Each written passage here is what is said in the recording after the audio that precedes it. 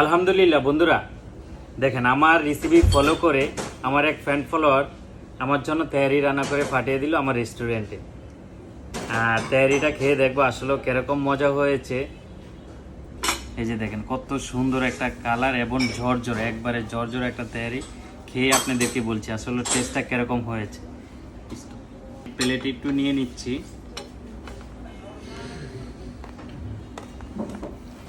এই যে ডিম সব সহকারে একবারে ঝরঝরা গরম গরম তেহারি। বিসমিল্লাহ। মনে হয় যে আমার থেকেও বেশি মজা হয়েছে, মানে আমি খেয়ে বললাম মনে হলো যে আমার থেকে বেশি মজা হয়েছে। আপনারাও আমার রেসিপি ফলো করতে পারেন, এমনকি আপনারাও আমাকে এরকম গিফট পাঠাতে পারেন।